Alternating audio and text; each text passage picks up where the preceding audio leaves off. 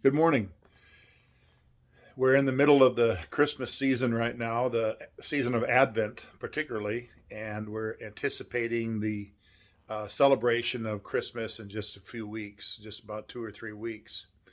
And I want to share just a few thoughts this morning. Many of you are probably busy buying Christmas gifts and essentially preparing for Christmas, maybe the holidays with family, whatever it might be. Our family is going to be gathering together in Tennessee with our three daughters. We're a traditional place for us is to gather at Sedine Bible Camp, which is located on the Tennessee River near Spring City, Tennessee. And we've done that a number of years in the past as our three daughters have grown and gone different directions. This is an opportunity for us to get together and to have fun with our grandkids and to have a very cozy and nice, meaningful Christmas. And that's what we anticipate doing this year. And so I won't be here for the Christmas Eve service because of the way the weekend falls this year. I decided to take the entire weekend off. And in order, that's the only way we can celebrate Christmas with our family this year.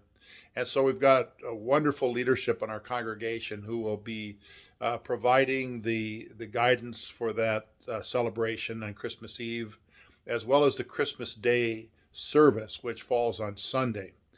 Sunday is going to be largely a hymn sing where the congregation can belt out the number of in the hymnal of their favorite Christmas carol, and we can sing together. And it's also a day that we will be enjoying the presence of our new minister of music, Mark Pudwill, who will be on hand to help us with that. And we are excited having Mark come the first of the year, as well as over the Christmas holiday.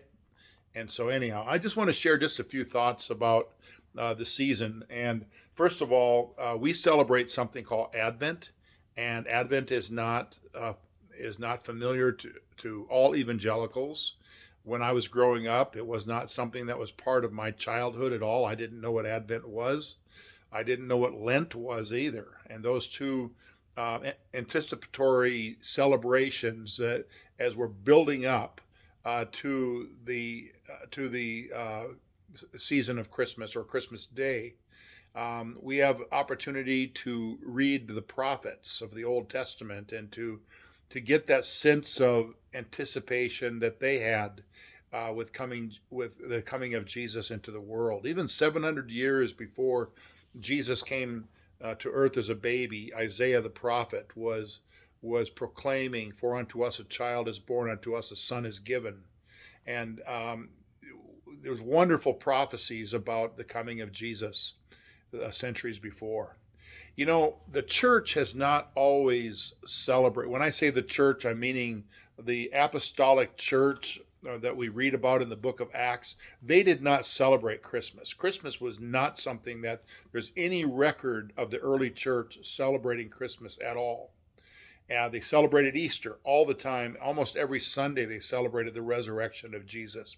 But they never celebrated Christmas. In fact, it wasn't until about 400 years after Christ that the church began to celebrate in some of the monasteries uh, the whole season of Advent and the anticipation. And the hymn "O Come Emmanuel" was written in about 400 A.D. as part of one of those celebrations. We Over the centuries, Advent was very important, became very important to the church. Christmas began to become a celebration.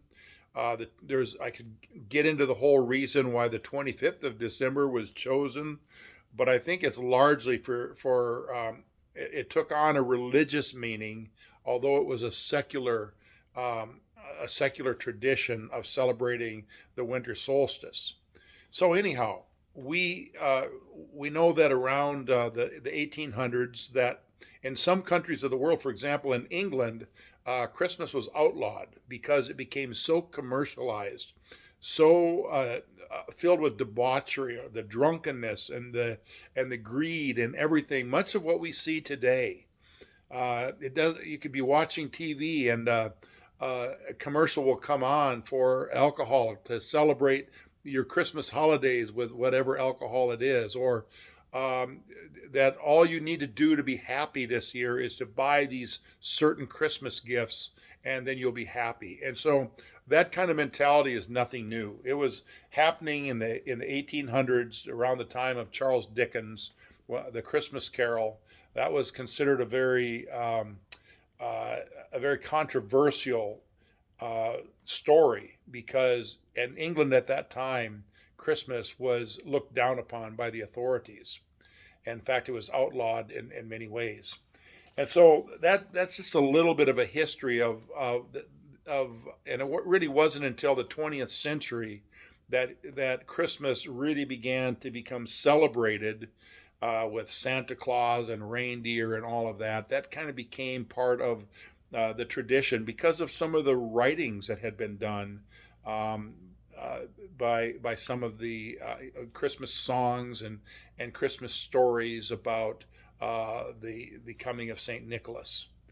We know that Saint Nicholas, the real Saint Nicholas, was nothing like what we see today in Santa Claus. That was made up as part of the poem of the Visit of Saint Nicholas.